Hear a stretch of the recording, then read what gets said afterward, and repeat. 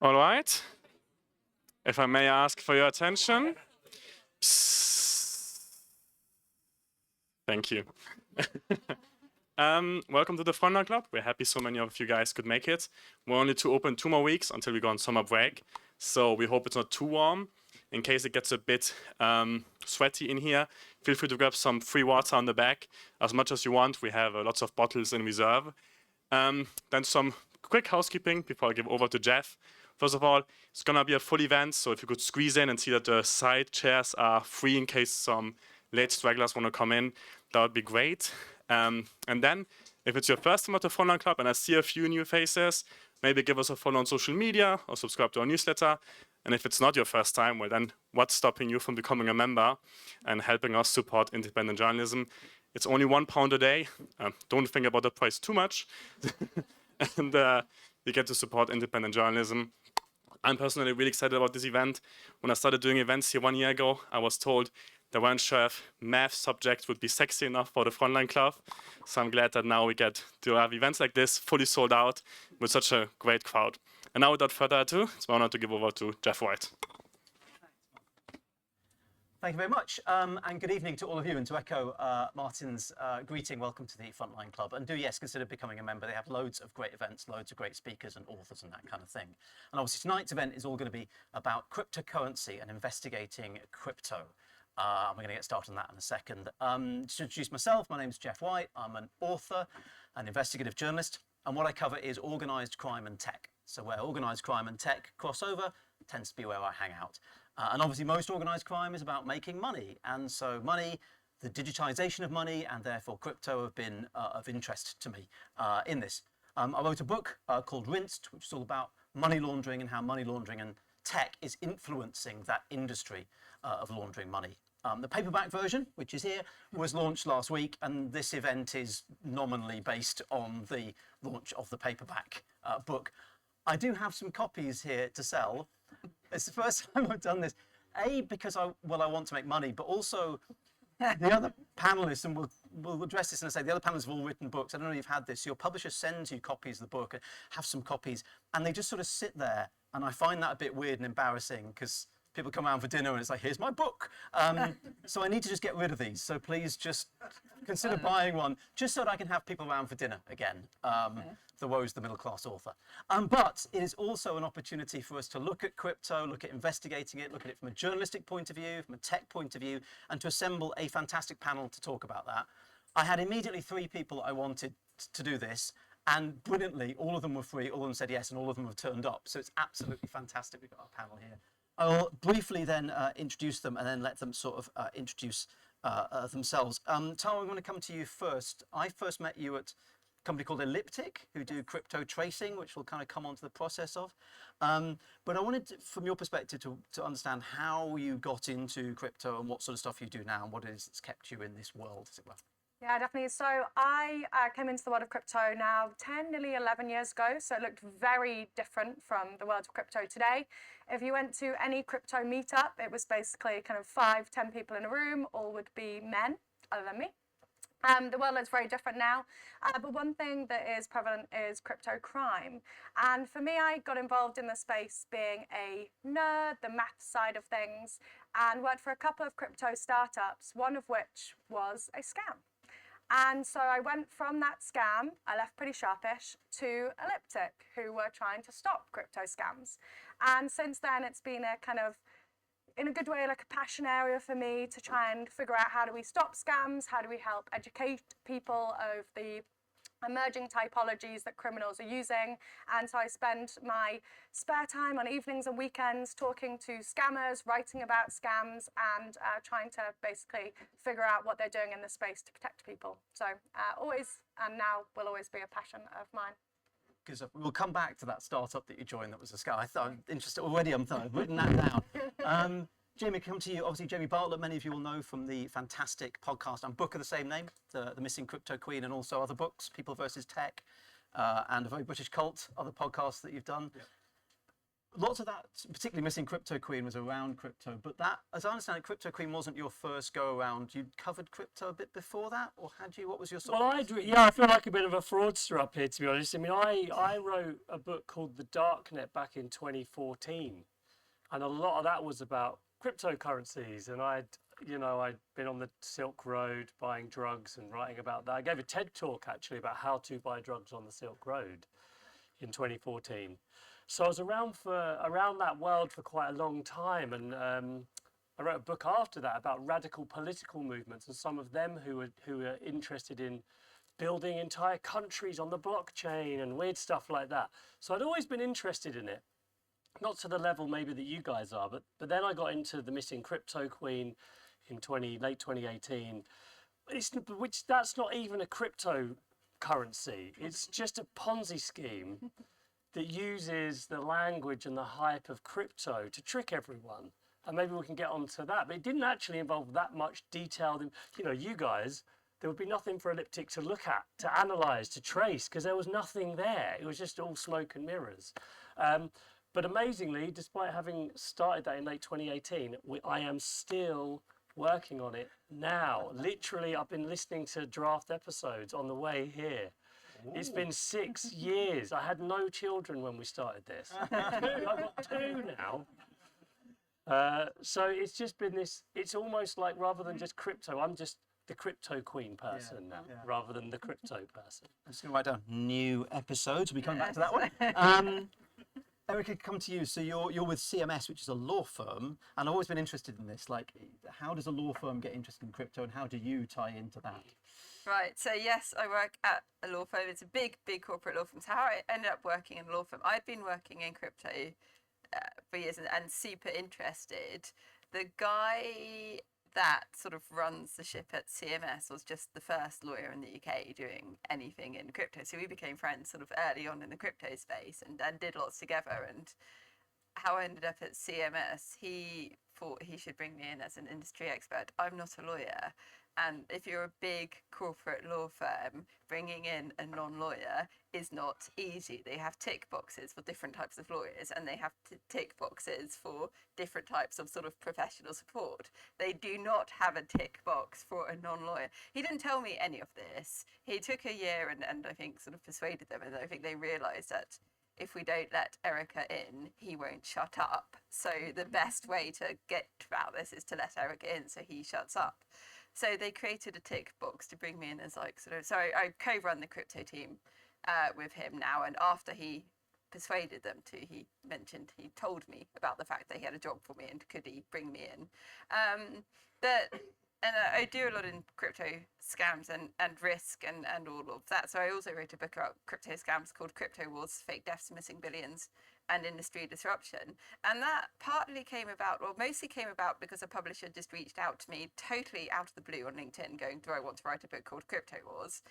We've been recommended you should write it. But my interest in crypto scams actually started with Jamie, because somebody had sent me a link to his Missing Crypto Queen, which I just binge listened to twice in a row. It was absolutely twice in a row. It was so good. I was absolutely hooked. And then someone I knew said, oh, I've got Jamie's email address. Do you want me to give it to you so you could come and talk? So, Brilliant. There you go. and now we're all friends. What I'm taking away from that is you got approached by a publisher who not only had a title for the book, but had a half-decent title for the book. It's unprecedented in my experience. Before ChatGPT as well. Amazing. So that's our panel. I also want to kind of know about you as the audience, because I want to kind of, what do they call it, benchmark, baseline our sort of knowledge on this. So if you wouldn't mind, a little audience participation bit, we'll just try and work out where we all are. Show of hands, just to, have you heard of Bitcoin? Put your hands if you heard of Bitcoin. Great. Keep your hands if you heard of blockchain. Heard of blockchain? Keep your hands if you know what it is. Oh, interesting. Okay. Keep your hands if you heard of Tether. Oh, interesting. Stable coins. Oh gosh, okay. Keep your hands up if you've been wrapping ERC69 tokens on Squid Chain. No, I just made that one up. There we go. But tomorrow it'll be worth millions because, yeah. Jeff was talking about ERC69s. Where can I get some of these? So actually, which brings me to, Erica, the topic of your book, Crypto Wars, which is a really interesting book. And one of the things that's interesting about it is this succession of this like conveyor belt of really grubby scams that go on. You know, rug pulls, fake coins, fake investment things.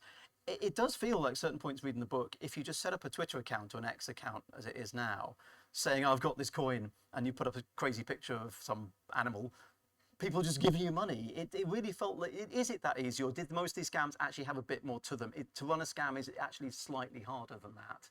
No, it pretty much has been that easy. So especially there was a whole peak scam boom in crypto around, the biggest sort of peak scam boom was around 2017, 2018, where basically people thought that crypto isn't regulated, therefore we can do whatever we want. It now is. But also people thought that crypto is anonymous. So we can send bitcoins to buy drugs on the dark web and nobody will ever see the transaction. Or we can create a scam, or we can send money to this and it's anonymous and no one will ever see that transaction, which is totally and utterly wrong. So you had this whole boom sort of era where a lot of people were just opportunistically creating scams because they thought they'd never get caught. And sort of two things happened. There were loads of these, and there was massive amounts of greed. So some of these raised billions, and I mean most collapsed, but they still raised a lot of money. And then the second sort of interesting thing now is you've got, so where Tara used to work, you've got lots of different crypto tracing analytics tools and platforms that can see what's happening. Now back then you could still trace crypto and no one ever said it was anonymous, but it was harder to do and you kind of had to do it manually and it wasn't so widely known that you could trace it. And now you've got these softwares that automate everything. So there's lots of people being arrested now for things that they did or drugs that they bought 10 years ago or all of the different things now. And the more and more crypto analytics tools are getting more and more powerful, which is happening so quickly, they can show a lot more. So these things are still happening. A president of an English-speaking country recently launched one to great success, and then that was thwarted by his wife launching and competing one. So that still happens, and if you get away with it, largely depends on where you're based and if you're the president of a country that lets you get away with things. There was you talked about Silk Road, which was this dark web marketplace that operated, I think, back in 2009, 2000. A bit after that, I shut down in 2013, I think, but ran for about 2.5 years, maybe, two and a half There years. was a conviction within the last year of somebody from Silk Road that obviously they've been tracking this, and like you say, you know, this, as we'll go on to, these cryptocurrencies are often traceable and trackable, and it's a permanent record. There was also a conviction of the American law enforcement agents who thought they'd also get rich from trying to steal the bitcoins from it. Carl Force and Sean Bridges, as I remember. We can come on to that in a second. I want to go, Tara, to you first of all, because you wrote the Bitcoin ABC book, which is a very helpful book, but also is very helpful for us to try and understand this stuff. Because we kind of dived in, and I want to take a bit of a step back and just look at this. People talk about Bitcoin, they talk about cryptocurrency, we hear about crypto assets, some people talk about tokens. What classes of thing are we talking about here? Are all these things the same thing? What's like a basic knowledge that we need to have of what those different things are and how they all work together? Yeah, definitely. So I think, judging by how many hands went up, this room is actually one of the most educated rooms on crypto. Well, they say they're the most educated. This is self-select. But not all crypto assets are the same, and when we come to how they're used for crime, they can be used very differently. You will see, though, that people talk about tokens, asset, virtual currency doesn't get used so much. That was kind of a 2015 terminology.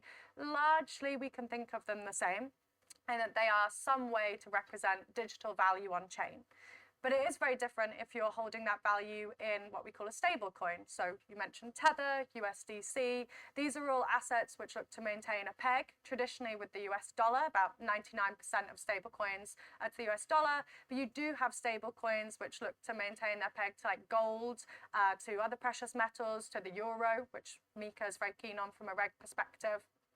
Now, some of these assets have what's called a blacklister function, which essentially allows the issuer to be able to say any funds in this address can no longer be moved.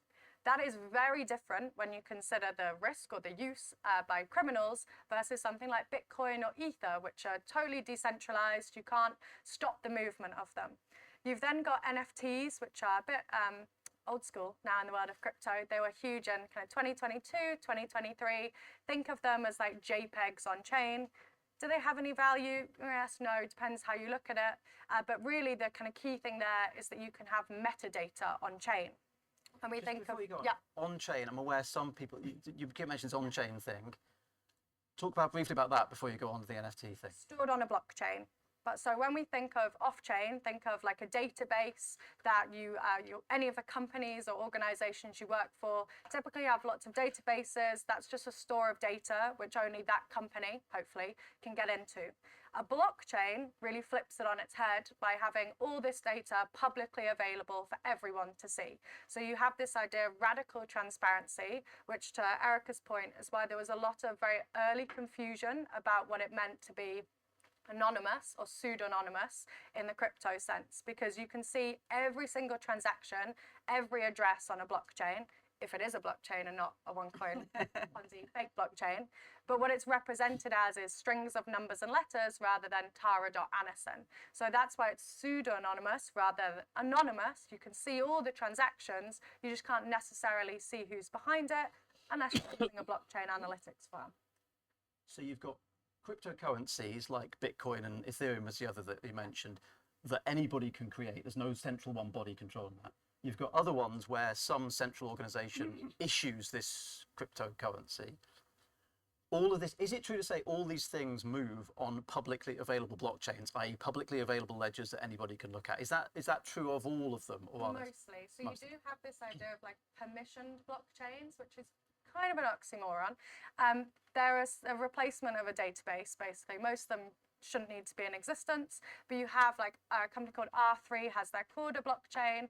A lot of the banks got on this was like 2015, they were on the blockchain, not Bitcoin hype. They all wanted their own blockchains and they started having little blockchain networks between the banks. And at that point, the question was like, well, why don't you just have a database? So a blockchain and the values of a blockchain really come in when you can have decentralization, transparency, anyone being able to run the software of that blockchain, do transactions on that blockchain. So you do have this permissioned blockchain set, but for all intents and purposes, you can kind of ignore that because it's not really a blockchain in the true sense. Because this was at the heart of Bitcoin. And why would you trust a Bitcoin? One of the answers to that, the main answer was, well, you can see it move. You can see the transaction move from this wallet to that wallet, and you know, and everybody can see it. That was the radical thing of, why would I trust Bitcoin, not a bank? It's like, well, look, you can see it publicly, whereas you can't. Exactly, and I think it's really worth coming back to when Bitcoin was created. So 2008, 2009, there was quite a big global event happening. It was the financial crisis.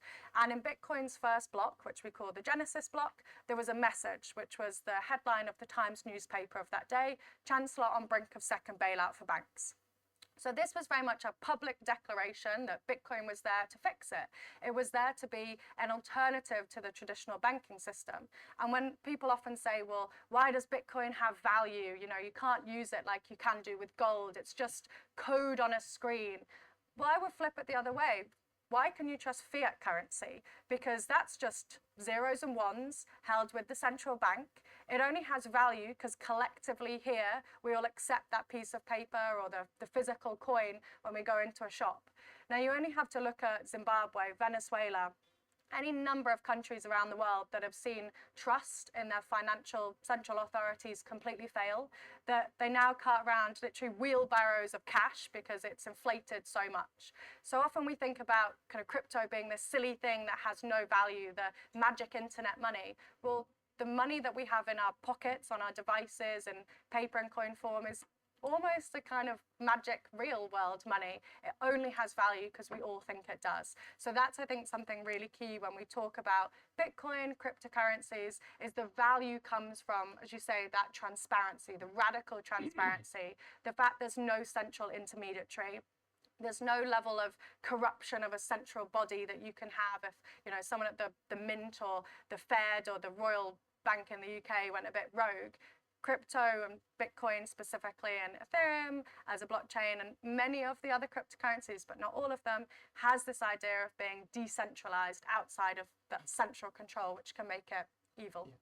We'll come on to the politics of this later and that kind of slightly libertarian streak, and yeah, we will be talking about Donald Trump at some stage. But before we do, I want to say on this sort of scams level, and because I'm aware that that's what quite a lot of us are covered and quite interested in, and actually that the blockchain explanation you gave was quite useful, of this idea that you have these things that are moving on this publicly available ledger, which obviously brings us to the OneCoin thing that was at the centre of the missing crypto queen. Talk us through the OneCoin prospect, how this was, and to what extent was this a cryptocurrency, and what was the story behind it? Well,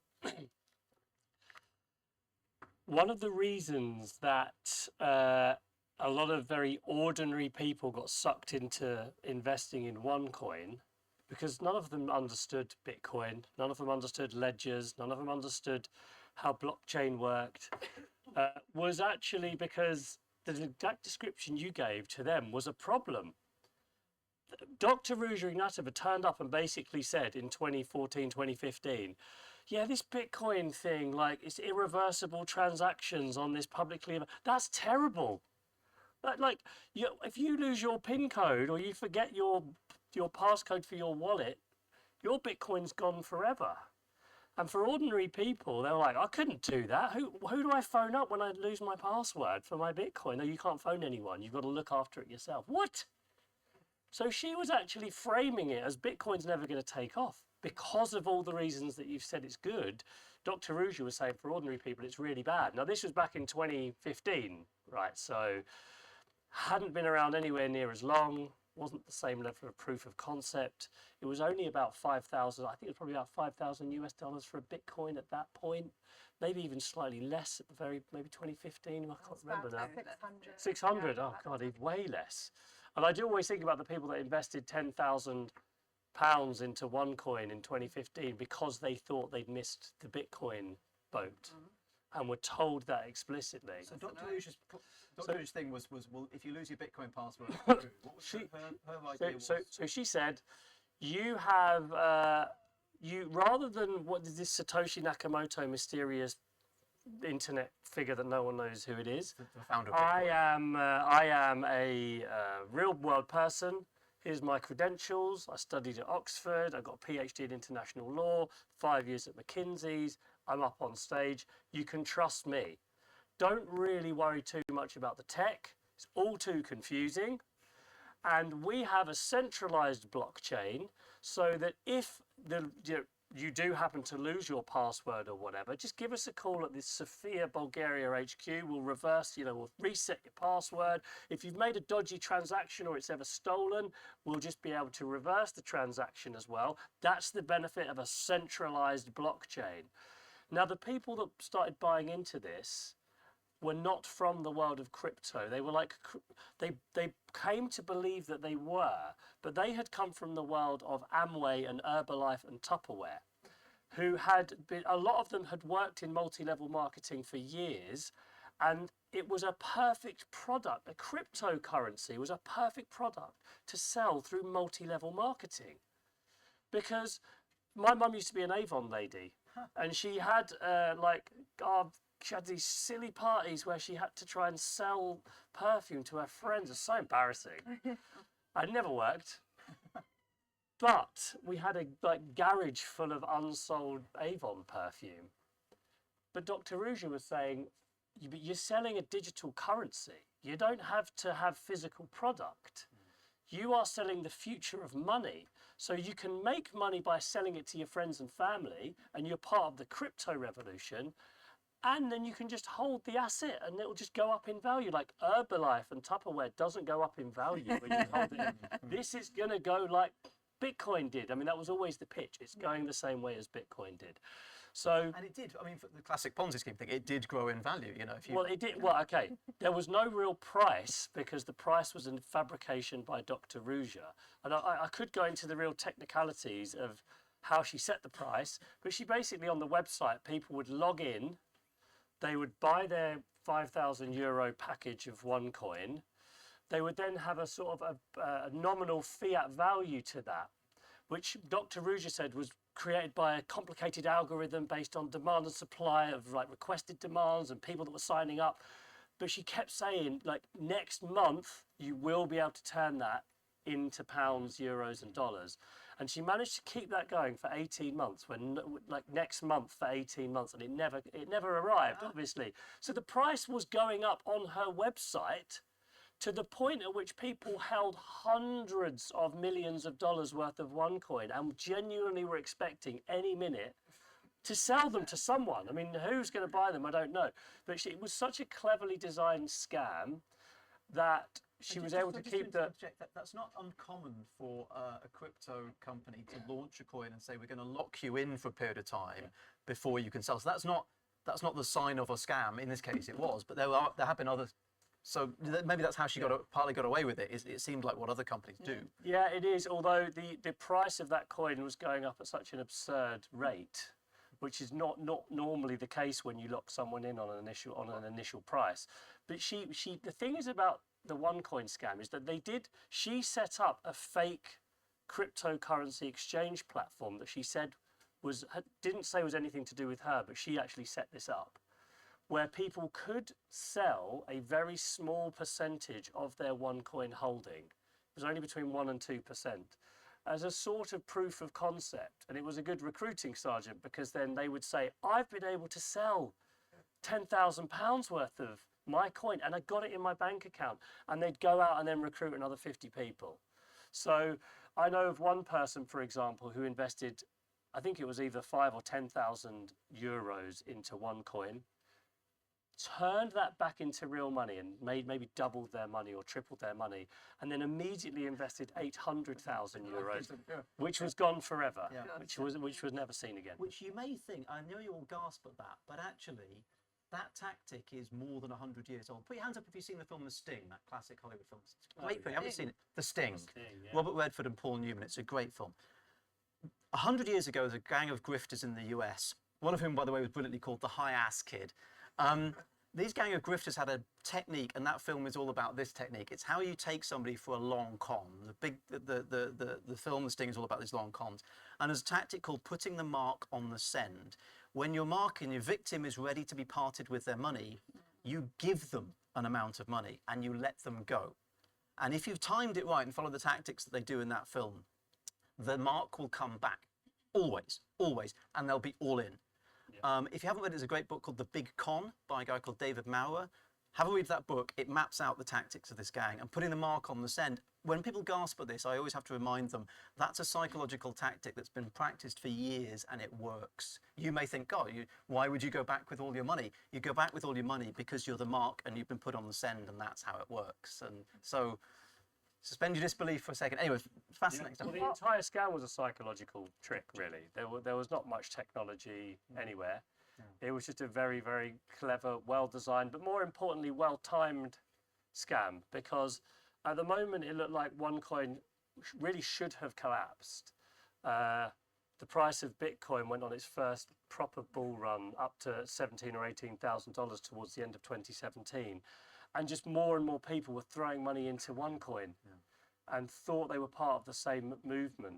They'd been reading newspaper articles about it and hearing about this amazing thing. And then hearing about a friend who'd bought another crypto that was also growing quickly and felt like they'd got in early. That was always the message, like, get in early, you've missed Bitcoin, don't be late this time. And speaking of somebody who first covered Bitcoin when it was $6, I can sympathise with that. And you didn't buy any? No, of course I didn't. It was nuts. It was nuts. I remember getting a guy into we covered Silk Road at Channel 4 News, and we got this guy in to interview him about Bitcoin, because that was how the transactions were running. And we spent an hour interviewing him. Well, actually, it was Ben Cohen I was working with at the time. And Ben was getting increasingly frustrated. I was like, but who's your bank? Who's your bank? And this guy was like, we don't have a bank. But who's your bank? And this guy walked out the edit suite, and me and Ben both looked at each other and went, well, that's fucking nuts. It's never going to go anywhere. So, of course, I didn't buy it. It was nuts. It was nuts. Sorry, going off on one. Tara, before I come back to Eric on the psychology stuff, I want to ask you. You mentioned this thing that you which I didn't know actually, was you were part of a scam. What was the? Can you tell us about that? What was that? So I have to be careful how much I say about this, because some of the people are very much still active in the crypto. There's no journalists here. It's all fine. Yeah. So basically, I joined this startup after the company that I was working for, which was a crypto securities lending platform. So we started building it. They raised 10 mil in an ICO, so an initial coin offering. Is this a scam? This isn't a scam. Okay. So this is where I went to from the scam. But this was like my kind of preface experience to the So initial scam. coin offering is when you set up one of these crypto assets or currencies, Yeah. and you basically get people to. Exactly. It's basically fundraising. And there were loads of people who were doing it in 2017, 18, as Erica said. So you basically set up a crypto firm and they're like, come work for us. So I was working for this firm who raised 10 mil in an ICO, very standard, big kind of values that people got. The company burnt through it really quickly by doing lots of silly things. And I was like, I need to move on to somewhere a little bit better. So I moved on to what ended up being this scam, who was a provider of the firm that we worked for and seemed very legit. The firm I had been working for had run out of money, so I was like, great, I need to move somewhere else. And I joined the firm, and it became very apparent very quickly when I was like, okay, let me like see what you're building. And they're like, oh, don't worry about that. And I was like, I'm the kind of product person, I do need to see that. Can I speak with your engineers? Oh, don't worry about that. I was like, and then the more I kind of got into it, the more it basically came very clear that the person leading the company was defrauding one of his investors, who was of a very well-known banking family, so that was really interesting. And then he came out and just was so sketchy. There was one time where I was at the Ned, so this kind of members club in London, and we were there for a breakfast meeting, and it was myself, suspect A, suspect B, and we were talking about the company and all the kind of crazy stuff that was going on. And then he was like, oh, I just need to give suspect B an update on something else I'm doing. I was like, okay, shall I leave? He was like, no. He was like, oh, the shipment of gold P has gone to port Z and will be and spoken like code. And I was sat there like, what? And then after suspect A left, suspect B said to me, like, do you want to know what that's about? And I was like, and he was like, well, I'm going to tell you, yeah, they're basically shipping gold from Afghanistan to like Syria. And I was like, I want no part in this whatsoever. And the firm that suspect A kind of worked for seemed like it was a complete ruse, and everything they advertised was just completely fake. So I was like, I need to get out of here ASAP, and I want to go somewhere very legitimate. So I looked into the most legitimate firms in crypto, which were firms trying to stop criminals. And Elliptic came up as a crypto compliance company, as I need a break from the companies that raise loads of money and then squander it all on £4,000 sofas and actual scams that I think are really dodgy, to somewhere normal. Okay. And so I went to Elliptic. Okay, good. We'll come back. We're going to look at the. I'm aware we're not touching much on the investigation side at the moment. We will come back to that. I want to sort of loop back to that, and there will be time for questions. Lots of questions at the end, so don't worry about that. Eric, I want to ask you about this though. I'm interested in the situation Jamie's described. There have always been people who want to get rich quick, and there's always been scammers. And as I say, the big con is a whole book about that. Is there stuff in crypto though that you think is particularly distinctive? Is there something about the sort of crypto world that goes above and beyond that, has created a new or different space for what is, what's always been the con artist, basically? I think it's not specific to crypto. So there's this whole big industry, like the social engineering. It's a massive thing. It's where you manipulate people and trick people into basically doing what you want. And there's a whole big thing now come up. So sort of separate to crypto, but probably to give a bit of context to this, there's now a massive scam as a service industry and fraud as a service industry and ransomware as a service industry and hitmen as a service industry. A friend did a very good TED talk on that. And there's all these as a service industries. There's money laundering as a service industry. And all of these, they're all on the dark web. You can buy access to them really, really cheaply. And so what you've got now is that basically anybody who wants to scam, or basically anybody that can't be asked to get a job. And there was a massive trend after lockdown where you had petty sort of criminals who used to go rob people's houses, who now couldn't rob people's houses because they're at home and it's harder to rob people's houses. We're like, well, what shall I do? So they literally went on the dark web, and there was a massive, like, police reports are insane, like massive spate of more people becoming these scam as a service criminals, where you can basically buy the website you get chat support, you get your money laundering as a service, you get your payment support, you get everything you need to run all of these scams. And then you get these textbooks, so they're literally these Bibles of how to talk to people. So park that. You've then got, in Asia, there's a massive problem where you've got scam compounds, where you've got literally hundreds of thousands of people have been human trafficked. So they get offered a job, and it's people from poorer countries in Southeast Asia get offered a job. They think, great, this is a new job. They fly out or they travel out to a different country, get met at the airport, put into a van, still thinking, great, I'm going to my new job. Then they get their passports confiscated and basically driven to a prison compound. And there's loads of these prison compounds. They're absolutely horrible. They're still literally being built. They're held prisoner there, and they're tortured if they don't scam enough. You get scam targets, you get call targets, you get money targets. It's absolutely horrible. There's horrible reports of people being killed if they disobey, or if they try and escape, or if they don't scam well enough. Like, torture's quite rife. Like, they're really, really bad. So park those two things. You've got these scam compounds of hundreds of thousands of people with the same Bibles. Then you've got scammer schools where people like pay to learn how to scam. And then you've got organised crime groups that are really, really incredibly sophisticated. Some of them are affiliated with nation states, and Jeff's the experts in that. But there's other nation states, I'm going to carefully not name nations here, who are affiliated with these because they're huge money-making tools. So you've got basically all of these incentives. Either it's people that have absolutely no choice in the matter, they're the victims, but they're being forced to scam, or people in countries where sometimes mothers send their kids to these scammer schools because they're like, well, we don't know how else this kid's going to get a job, so it's better to send them to a scammer school than to go scam.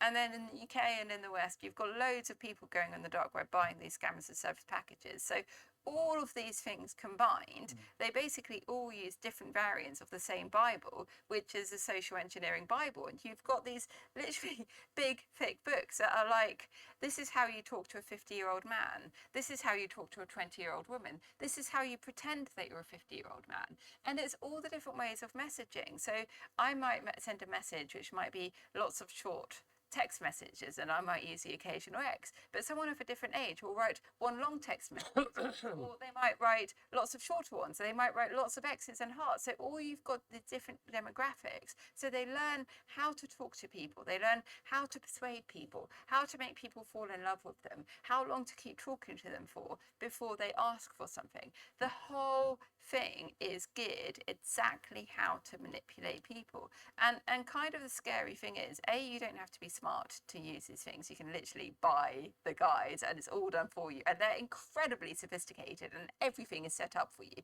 with the chat support, with the how to launder your money. It's all there. It's really easy to access on the dark web. And then everyone else, they just have these textbooks to follow. And then people wonder, like, there's all these romance scams now, there's all these investment scams. My parents get loads of phone calls from scam companies saying and cryptocurrency, I think, has been a big enabler of this. There was an Economist podcast about these Southeast Asian scam compounds, which was great. Can you remember the name of it, Martin? Scam Inc. Sorry? We had an event here, and the producer of the podcast was here. The presenter's also really good. Scam Inc., the Economist podcast, I thought was really good, was one of the better ones I've heard on that scene. What's interesting about that is you've got the fraud tactics, you've got the romance fraud tactics, the seduction tactics. Those are actually quite old. There's a lot of West African origin to that. That's where that sort of scene started out, and that's where the expertise developed. Looking into those gangs, particularly the Black Axe gang that did a lot of that stuff, they lose a load of money on laundering. Because if you get a victim in the UK and you scam them through a romance scam, fine. You can't get them to send their money straight to Nigeria. They're going to feel that's suspect. So you have to launder the money through all these bank accounts. On a good day, you'll lose 20, 30%. On a bad day, up to 60% of your profit goes through laundering. Now, if you're still making hundreds of thousands, do you really care? The stuff Eric has talked about, they're scamming people with romance fraud, but in cryptocurrency. Oh, Bitcoin's going through the roof. It's 120 grand now for Bitcoin. You want to get involved with this. So they combine romance fraud with crypto speculation. Yeah. And what's brilliant about that is when the victim sends you the money, you need to launder it through a bunch of bank accounts or a car wash or whatever. It just goes straight into your crypto wallet. So the reason those Southeast Asian scam compounds, I think, are cooking at the moment and working really well is because for every scam they do, they're making 60% more money because they're not losing that on the laundering. There's money laundering costs they're saving.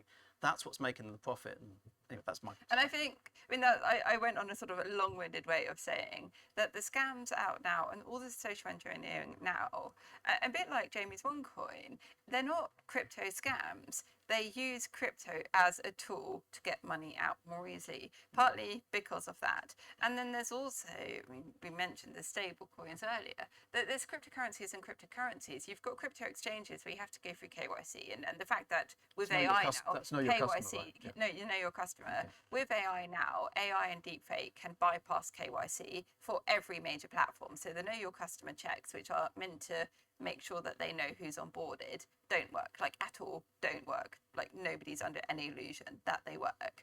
But so you've got crypto exchanges that do play by the law and do everything that they possibly can to be legal and to stop crime, and that genuinely do everything that they possibly can. And then there's other off-ramping platforms in different jurisdictions where you can basically turn up with a stable coin and you pay a little bit extra to ask no questions and you walk away with a sack of cash, no questions asked. Can I answer your question about what's special about crypto Yeah. and scams? Because I've thought about that quite a lot as well. And I totally agree with you. I mean, democratization of crime is the one, the lowering the barriers of entry into criminal activity is the one meta trend in crime. And it covers kind of everything. It's getting easier to do. And you don't need to be an expert in it yourself anymore. But crypto does, certainly in the case of OneCoin, there was a couple of things about it that made it particularly good for this type of old-fashioned scam. So OneCoin was an old-fashioned Ponzi scheme, like pretty obvious and transparently so. But everyone who invested in it obviously wanted to believe it was something else. They wanted to believe it was magical and they'd make loads of money. And every time they saw the price of Bitcoin go through the roof, it sort of justified their incredibly irrational decision to invest in it. When they'd sit around at the dinner table and their friends and family would say, well, if it sounds too good to be true, it probably is. And their response would be, yeah, you said that about Bitcoin 2 years ago, and now look. So the unbelievable gravity-defying price increases meant that people could get suckered in with, like Dr. Ruja was offering 300% a month return. And people believed that was possible. And it wasn't only the investors who believed this. It was people who were working for PR firms that were working for Ruja. It was sometimes people working in banks. It was law firms who also wanted to believe. Your one. So if I can give you a very quick example. I went to interview Frank Schneider, who was under house arrest in France. He had an ankle bracelet on, which he then subsequently got rid of and also went on the run. He was Dr. Ruja's #1 advisor. He was like the fixer for Dr. Ruja. He's also vanished, by the way. I can't catch anyone. I lose everyone. Don't put me on the podcast trying to find people because they'll disappear. So I went and interviewed him, and Frank Schneider used to run the intelligence service. He was the head of operations for the Luxembourgish intelligence agency. Bit of a specialist on financial crime, given what Luxembourg does. I said, Frank, were you at any point suspicious, given your 20 years experience working in financial crime, about a centralized blockchain run by Dr. Ruja offering 300% monthly returns? Oh, do you know, Jamie, but I didn't understand how blockchain worked. I said, okay, well, in 2016, Dr. Ruja stood on stage at London's Wembley Arena and quintupled the circulating supply of OneCoin, but said the price would remain exactly the same. And she also doubled every single OneCoin holder's total assets. So she basically clicked her fingers and made everyone twice as rich. And I said, Frank, this has got nothing to do with blockchain. It's basic economics. And he said, yeah, but I was so confused by blockchain, I thought maybe it was possible. And so the thing about blockchain being quite confusing for people, it was an extremely convenient excuse to not ask basic questions. as if this magical new technology had rewritten the rules of economics. And partly that was because of the incredible price surges that you saw. So I think just on this as well, because I totally agree. When I often will talk to scammers, one of the things they try and do is bombard you with like tech jargon. So they say the most like ridiculous statements of like, our blockchain is like diamond proof with a LLM based AI agent that certifies the transaction in space.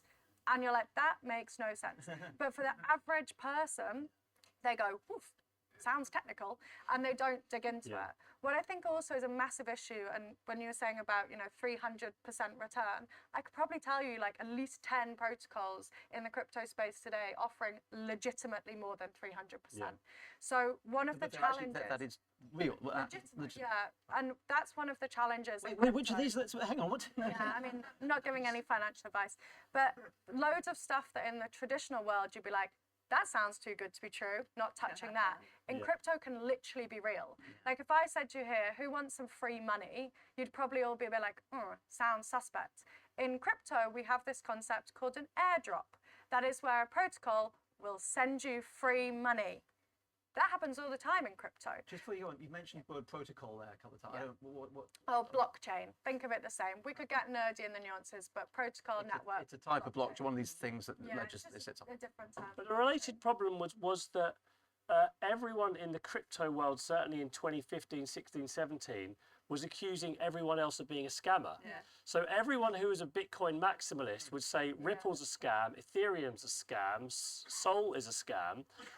And so when someone said OneCoin is a scam, they were like, yeah, well, you just said that about Ethereum.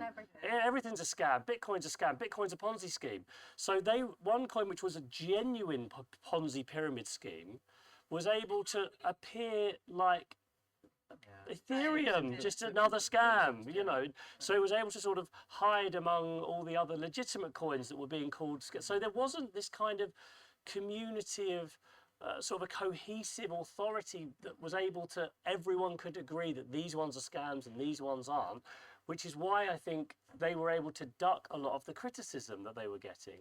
And I think one thing to add in. Very quickly. Sorry, go on. No, go on. Oh, so, Make it quick. I'm gonna move on to the one thing to add in now, it's the scammers, well, not even the scammers, but the scam packages that anyone can buy for like $7 really easily.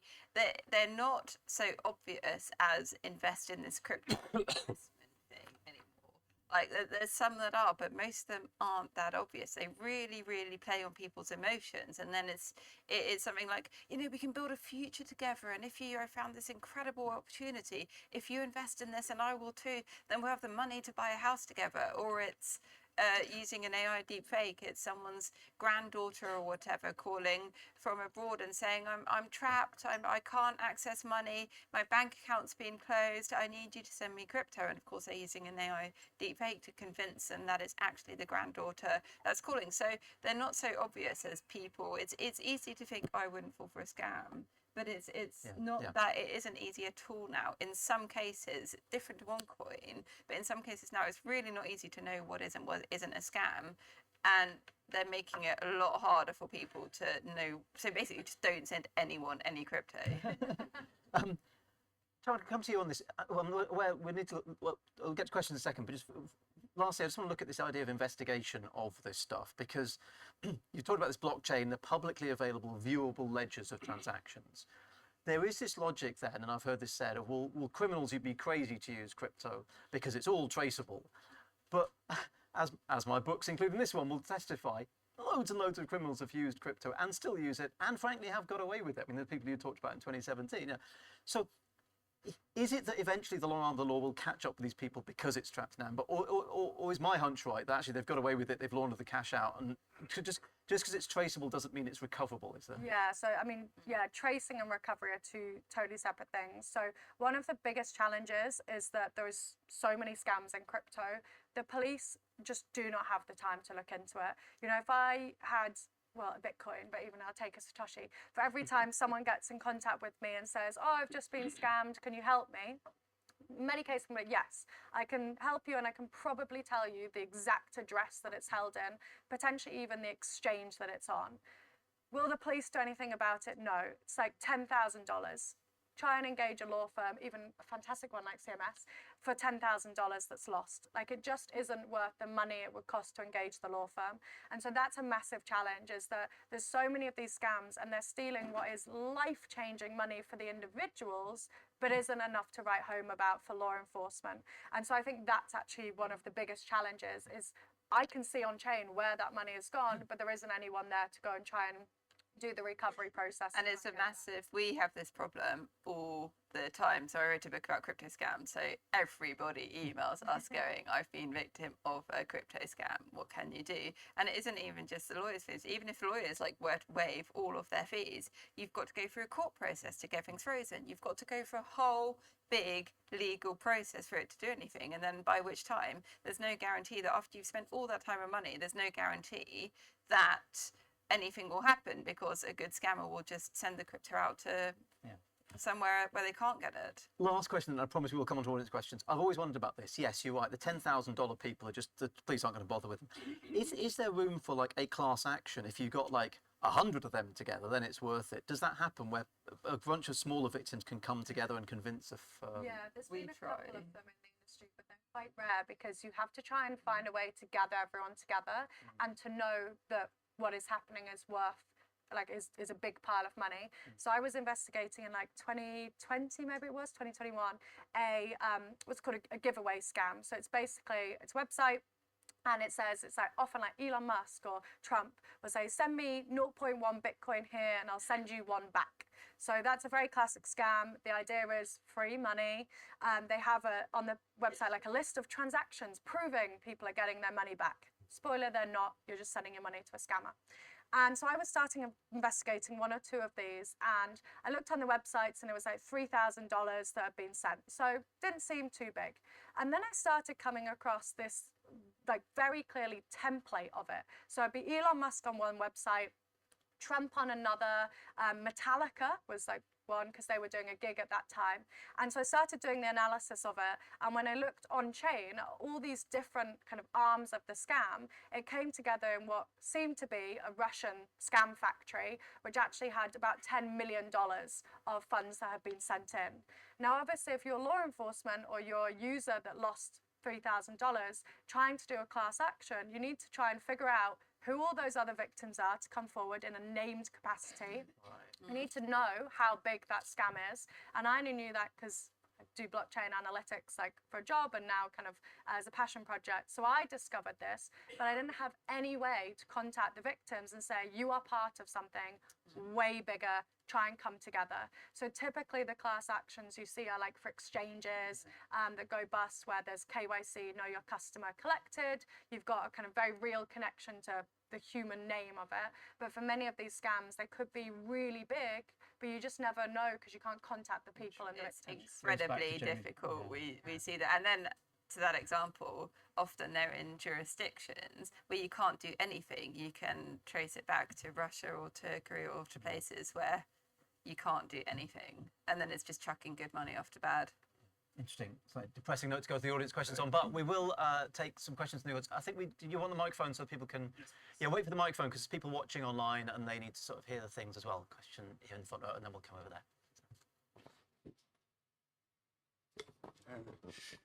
there. Thank you all very much. The name's Ewan Grant. I used to be the old Customs and Excise intelligence analyst for transnational organised crime and the ex-Soviet states. I did in one of my broadcasts use the very battered copy of Mark Greeny's Commander-in-Chief 2015, which is about the laborious tracking down, essentially manually, of cryptocurrency.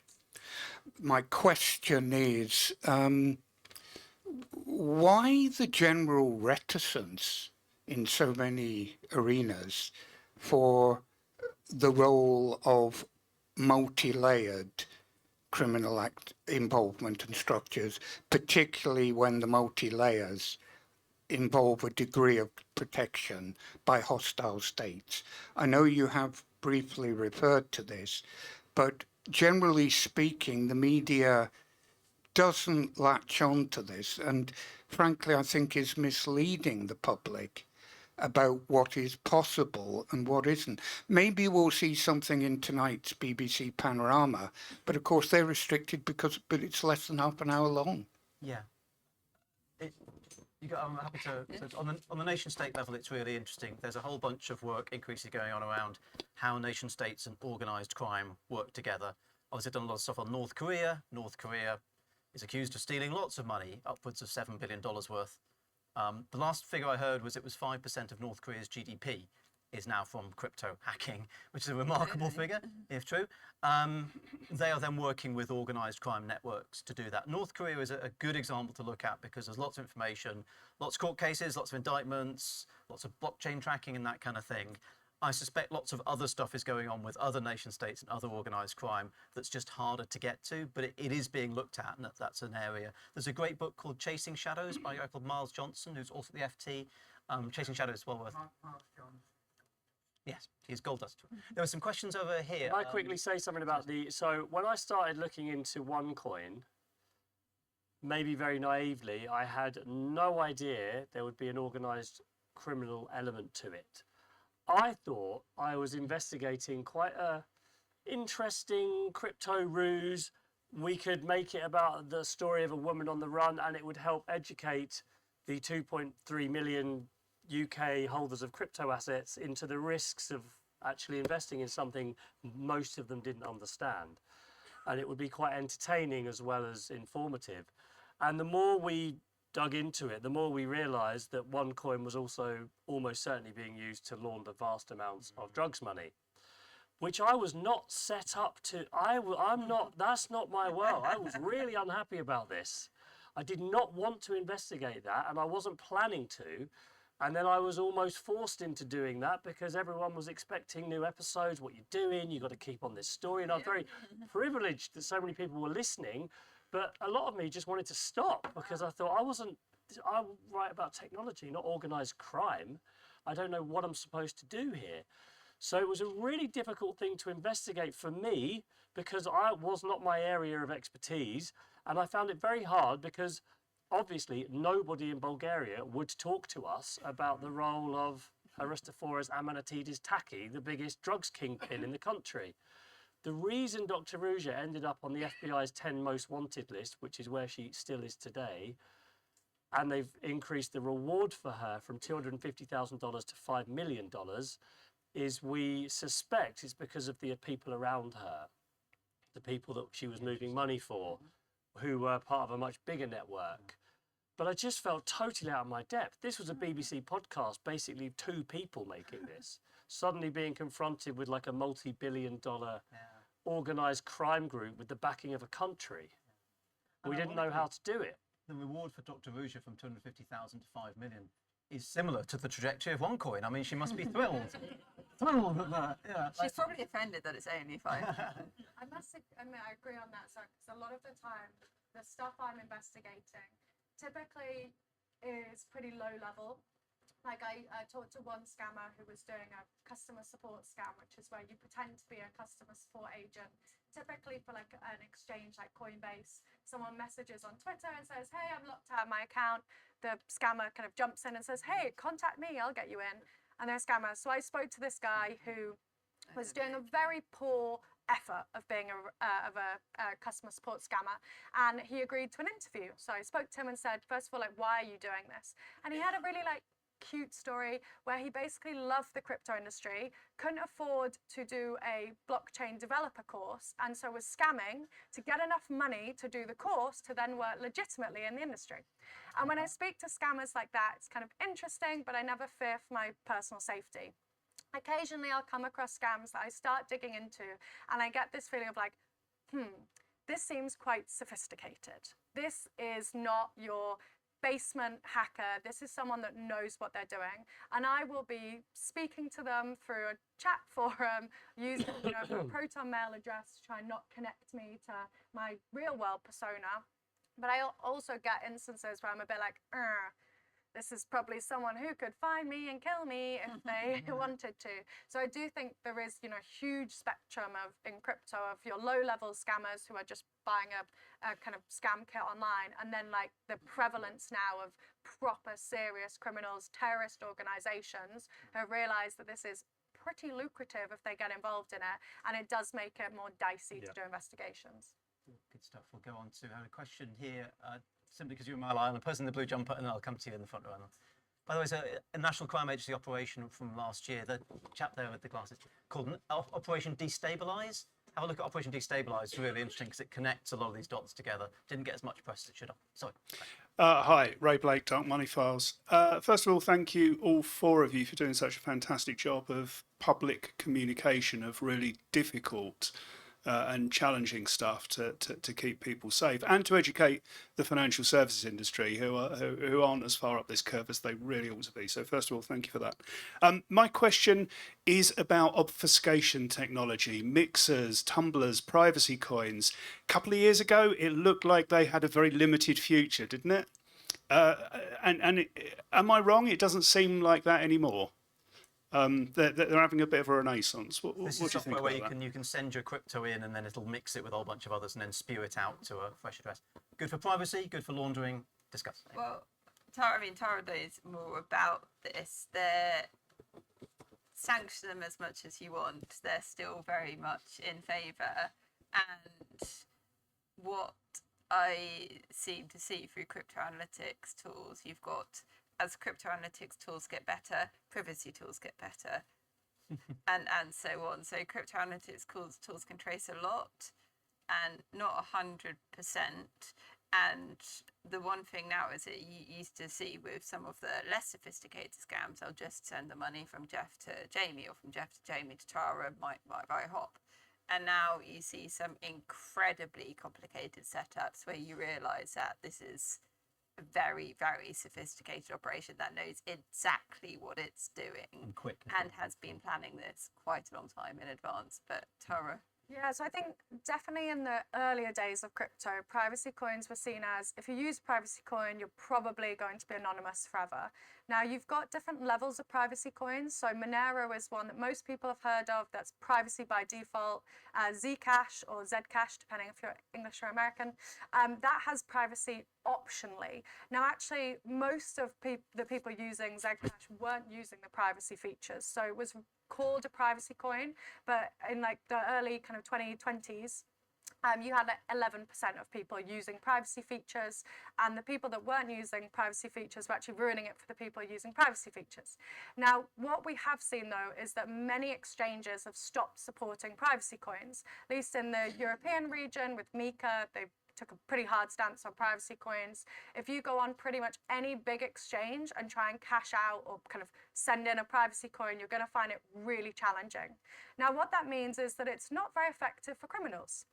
If you get $1 million or $100 million from a scam in Monero, good luck trying to cash it out. If you get it in Zcash, also good luck trying to get it out. If you're a criminal, just get it in Bitcoin, get it in Ether, you'll be able to launder it way easier. So it's actually not a very good choice for criminals because the off-ramping is really hard. The tool set is also really hard. There are thousands of developers, hundreds of thousands, all around the world making really cool tools on the Ethereum blockchain, on the Bitcoin blockchain now too. That means if you're a scammer, a criminal, you have loads of ways that you can move your money, lots of obfuscation techniques. On the privacy coins, not so much development happening on there. Likewise, if you use what's called a privacy wallet, these are used for lots of legitimate purposes, but also dodgy people use them too. So if you use that, automatically it heightens the risk. If you go to Coinbase, you send in some Ether, and when they do a check on it to see a source of funds using a blockchain analytics tool like Elliptic, it will come back and say, some of this has come from a privacy wallet. Now, immediately, that makes you high risk for an exchange.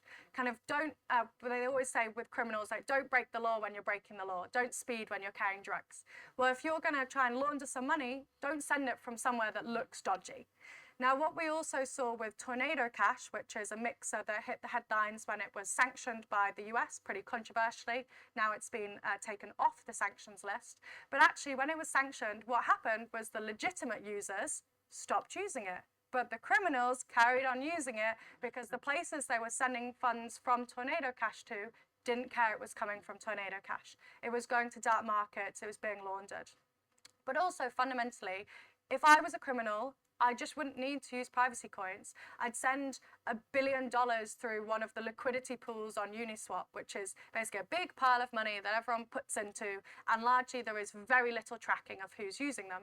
It essentially operates like a giant mixer.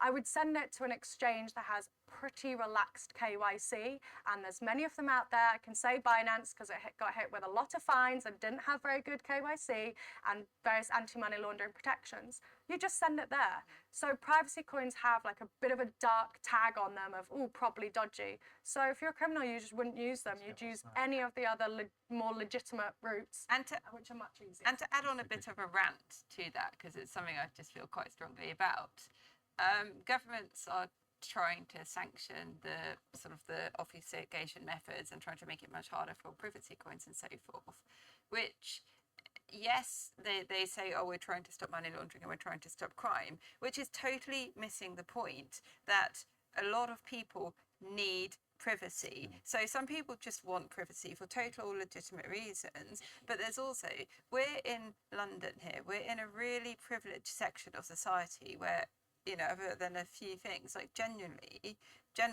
we can send money without worrying. But there's countries where you can't. There's countries, a lot of countries, where if you're the wrong religion or the wrong sexuality or the wrong ethnic minority, or you have different views, or you're a political journalist, or you're an activist, or you said something on social media against the government, or any circumstance which is deemed wrong, and I use wrong in sort of wrong as according to that government, your life can be in actual danger. And there's a lot of people that rely on using privacy currencies and privacy buying methods via the dark web as the only way to get educational materials, or as the only way to send money to family, or as the only way to be able to escape, or to escape an abusive relationship. There's a lot of circumstances where, for whatever reason, people literally rely on these privacy methods, even in the UK in some cases, to escape abusive relationships, where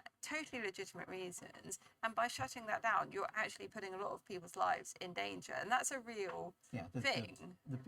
It's interesting that we think about this as tech, like cryptocurrency. The thing we're talking about tonight is still technology-based. Actually, at the heart of it, it's about money and privacy and your rights. And as money becomes increasingly digitized, the trackability of money becomes increasingly an issue. And so it's an interesting debate. Tornado Cash, by the way, is a fascinating case. There are two ways to find out about this amazing, kaleidoscopic, brilliant, incredible thing that encompasses salamanders, North Korea, money laundering, privacy. Yeah, it was all on salamanders.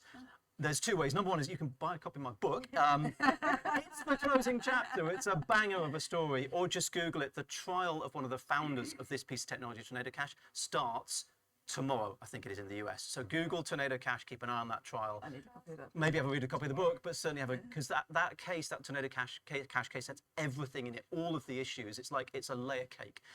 Forgive me, have you still got the microphone? Can you pass it? Oh no, it's coming here. I thought you'd. Hello, my name's Artie and I write about B2B risk. And my question is around the regulatory landscape and compliance and stuff. Like, how mature is it at the moment, and how effective is it? And again, like, is geopolitics dragging it back a little bit? Sorry, that's a three-headed question, but yeah, there we go. I can jump in on all things reg. So I think often when people talk about regulation in crypto, they see it as a panacea. It's like, oh, well, if only crypto had regulation, it wouldn't be bad. Well, fiat has had a lot of regulation, more regulation since 2008, 2009. And every year there are fines to the biggest banks in the space for breaking anti-money laundering rules. Monzo in the UK just got fined for opening bank accounts for all sorts of dodgy people. So regulation is important for us to talk about, but we shouldn't see it as being the kind of the silver bullet that will solve crime. Now, another misconception people have is that crypto is unregulated. When I joined the space, yes, it was a wild west for sure. Now, for most jurisdictions, crypto either has specific regulation or falls under existing regulation. It's become part of the existing anti-money laundering regulation that says if you're using fiat currency, the national currency, you can't do dodgy stuff. Oh, and also if you're using crypto, you can't do dodgy stuff. So in general, it's a very spotty patchwork approach, but it's actually very regulated. For some examples of specific regulation in countries like MiCA across the European Union was a massive one. That's brought in all sorts of protections, consumer protection. And crypto, typically the regulation does consumer protection and tax, which is money for the governments and trying to make crypto not so bad for individuals. But we also had, just like last week in the US, massive regulatory changes with the Genius Act and the Clarity Act coming down. Basically, it's about more kind of guardrails in crypto and specifically stable coins, which we've talked about, and is clearly a big one for the US, considering the vast majority of stable coins are in the US dollar. Sanctions compliance has been very much linked into the crypto space. There's hundreds of addresses on the OFAC sanctions list, which is the primary sanctions list in the US, and many others. So it is actually very regulated. If you want to pay your taxes, it's literally in the tax form in the US, it says, have you earned anything in crypto? In the UK, it now says that, if you do your self-assessment. So it is a regulated space, but one of the biggest challenges we've had is regulators not understanding crypto. So they try and pour existing regulation, put it in crypto and say, done, now it's safe. And it doesn't apply to crypto. I've spent a lot of time working with HMT and the FCA, and they won't mind me saying this, I think, but some of their initial drafts, I was like, oh guys, that doesn't make any sense at all. That's not how the technology works. If I think of staking, which is the space I was in, initially they just tried to treat it as this homogenous area, and it has really important nuances. So one of the big things is having sensible regulation that's technically feasible. Crypto is not fiat. It operates very differently. The rules need to be different. But we do have a lot of rules. Sorry, I want to get on a few questions. I want to bring if we've got quick thought, Erica, from the law perspective on this. Then we'll get to So, questions. I mean, a couple of features. So, digital money and crypto, it's totally international. And so it's always been regulated. Don't scam, don't steal money, blah, blah, blah, blah, blah, blah, blah. All of these things. Like, yes, there's new crypto regulations, but there's always been regulations about that.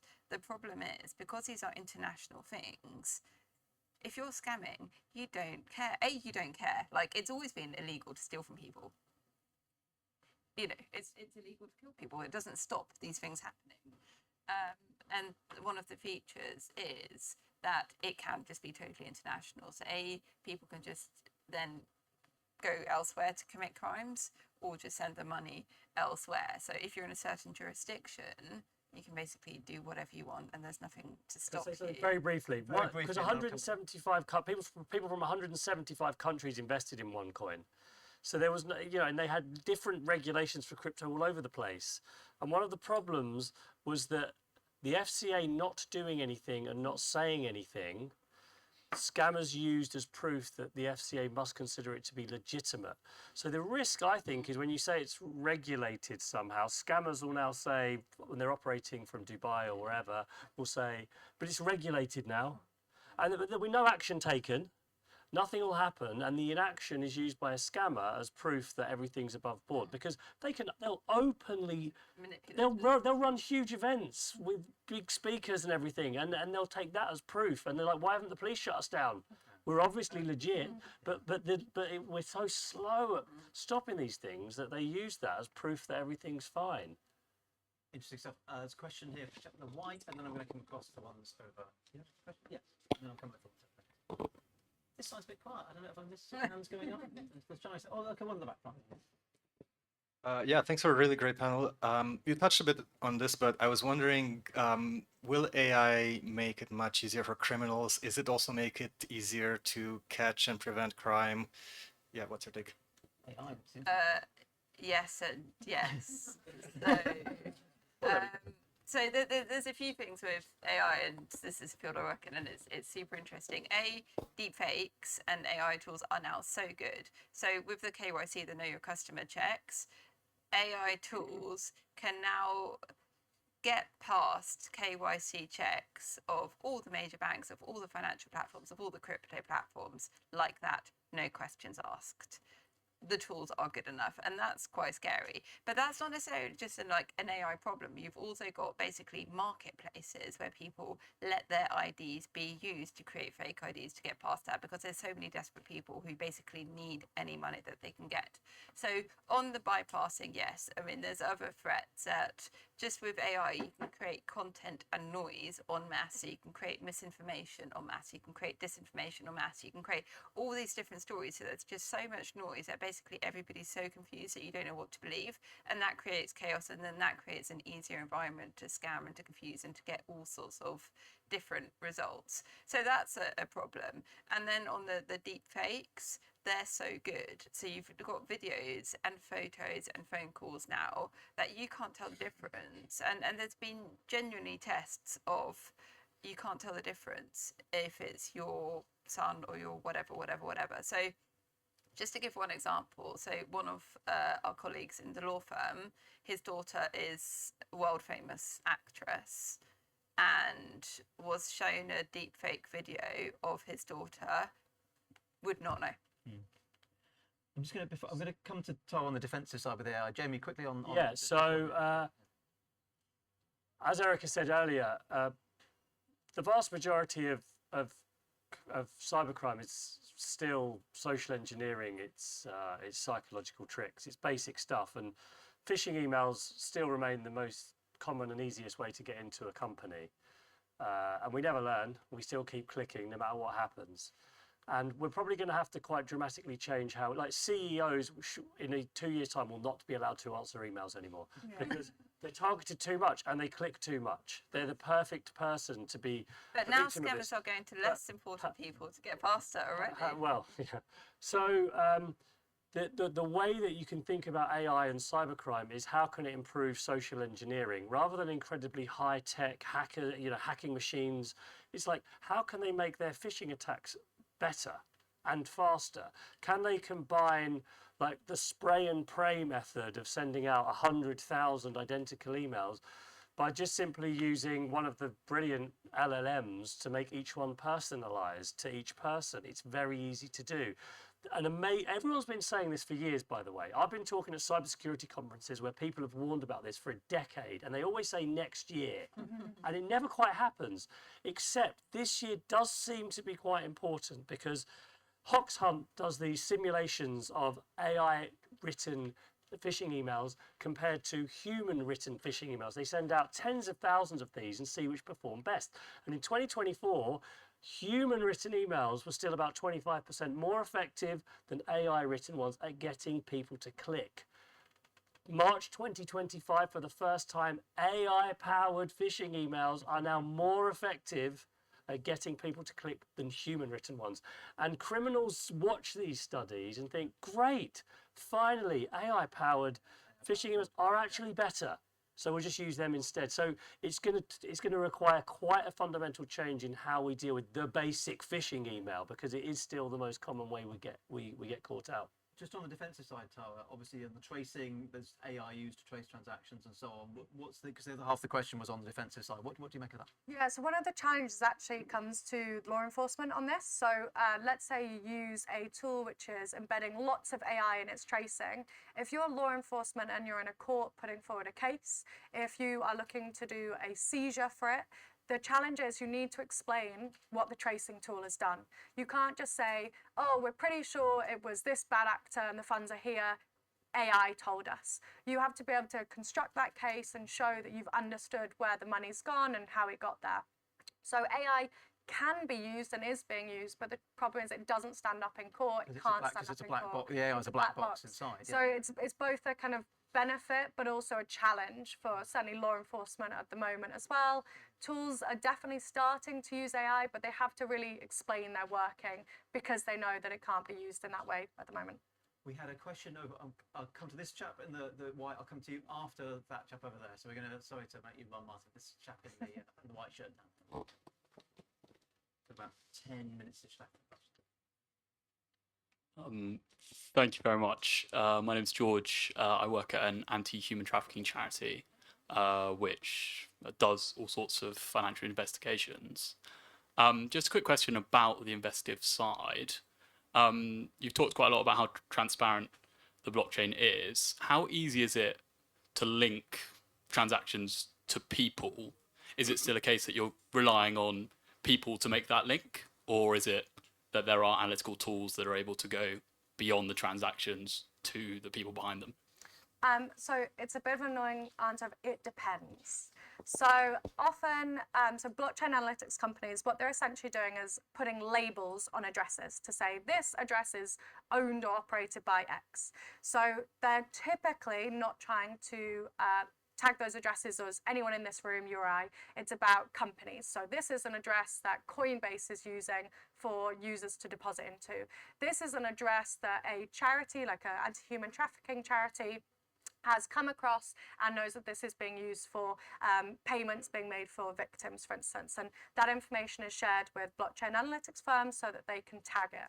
Now, that data source is only as good as they've been able to make up of like the time that it's been in operation. So Elliptic, for instance, and plug for my old company and someone in the room who works for them as well, they've been operating since 2013. So they've been adding labels to addresses on a blockchain since 2013. Other newer companies just have less data to add it to the blockchain. So if you say, here's an address, you put it in the Elliptic tool and say, whose address is this? Chances are it'll come back and say, this is a Binance address.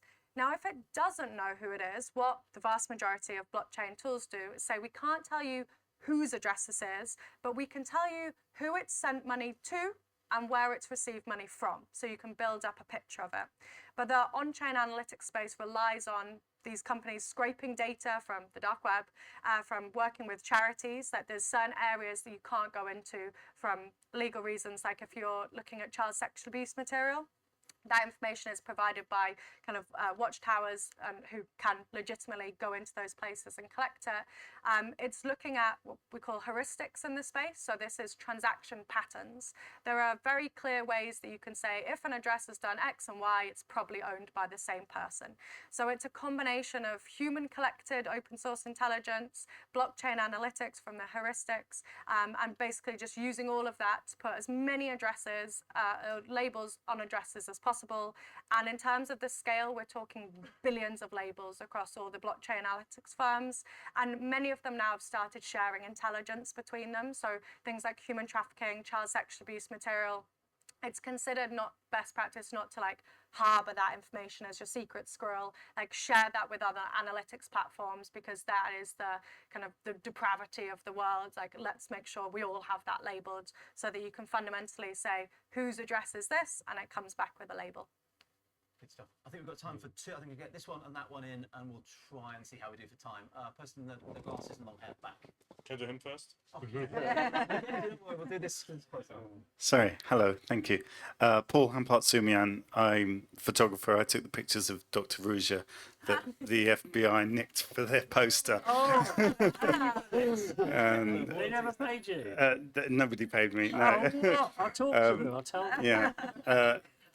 In Park Lane, actually. But I was just curious, given that they've increased the reward and presumably they think she's still alive, and you mentioned that they're hoping to get to her, to get to the people around her. I mean, is there any more clues as to where she might be and if they might find her? And also, how do you hide $4 billion? In a couple of minutes. Okay, I can't say too much, but there have been more rumours. So the problem is when you become the sort of world's most wanted woman, everyone sees you everywhere. My problem is probably a bit like yours sometimes. There's too many sightings come in, and it's hard to work out which ones are legitimate. And to really investigate, you've got to go to places, and the BBC isn't really willing. People emailing you saying, "I've seen her here." Oh yeah, I you get got messages photos? all the time. No, yeah, we have. What's amazing as well is I do get photos being emailed, and it looks nothing like her whatsoever, and people are absolutely convinced. And I kind of understand the jury studies to show that now show how terrible people's memories are. So don't assume that because the FBI increased the reward, it means they know she's still alive. I assumed that. I thought that was a reasonable thing to think. I'm not actually convinced that is necessarily the case. If you look at some of the people that are not just on the FBI's list, but the INL list, which is sort of narcotics and gangsters list that the Department of Justice also runs, there's people that have been on that list for a long time who are likely not around anymore. And there's other reasons people stay on lists. They just think it's important to us. There's lots of reasons. So it can be. It's a bit of a weird signal that they increase the reward, and you sort of I jump to conclusions. So it's still very active. People are still looking all of the time, but I can't tell you too much about some of those strands. As for the money, this is a little bit like getting frustrated. I guess you guys get frustrated about people complaining about crypto laundering. I mean, some of the money, it's like I could tell you where it is. £25 million in a factory in Greece, and it's just there. And ownership has been transferred from her to like her mum, and it just sits there. And so it's because like recovering it, getting back. and we know of fortunes in different bank accounts around the world, and nothing ever seems to happen to get it moved. She stole 4 billion, but she paid out at least $1 billion, because a lot of the money that was made was also being paid back out in commissions. So she didn't disappear with 4 billion. The FBI reckons she disappeared with 500 million, which, okay, it's still a lot of money. It is slightly easier, 500 million, because by the time you got a few properties here, one in Kensington, 3 townhouses in Bulgaria, a bit of a property in Dubai, actually, suddenly you are talking about hundreds of millions. So she has done it. Some of it's frozen. There's still efforts to recover some of it. A lot of it was actually taken over, I think, by the gangsters that were laundering, whose money she was laundering. And that is very, very hard to get to the bottom of that. Last question, I think, from this person in the back row, and then we'll... Hello, I'm Sean. I work with Tara. My vocation is information security. This is probably more of a comment and an amplification than a question, but I think the security industry seems to have a problem with attribution of things to criminals and nation states, and also with narrative. And we're starting to get a bit confused between mules and hackers, and between hackers and criminals. And we say, oh, these young people are, they're going down the wrong path. So no, they've been recruited intentionally and paid to do crime. They don't get. Don't think these are people. If we gave them a laptop and asked them to do good things, they'd be able to do them necessarily. They exist. They are criminals ultimately. That's the start. And I go to a lot of conferences, a lot of events, roundtables and stuff with security leaders from financial institutions, from the government, and they're getting it wrong as well. And that's why this, in this forum, this is an important message. That they're confusing. And the other thing that's happening in the security industry is people are still shutting down conversations about legitimate cryptocurrency related concerns because they think it's just all crime. They just think it's so associated with crime, they don't want to talk about it in like a, in a forum with national security people there. And that doesn't help us at all. And so, sorry, that was a bit of a rant, but maybe there's something there to turn it into a question if you've got a comment. I think it's an interesting comment to end on that. Yeah, it's a similar experience. I think the thing that worries me most is that people in the cybersecurity industry don't somehow see fraud and crypto as their thing. I think we're drawing boundaries a lot in our sort of defensive side. Well, yeah. Anyway, but I think that's a good time to bring it to an end. And you've been very patient in the audience. I hope you found that interesting. I want to thank the Frontline Club and Martin for organising. I also want to thank you for turning up, and also want to thank our panellists, Tara Anderson, Jamie Bartlett, Erica Sanford. Give them a round of applause.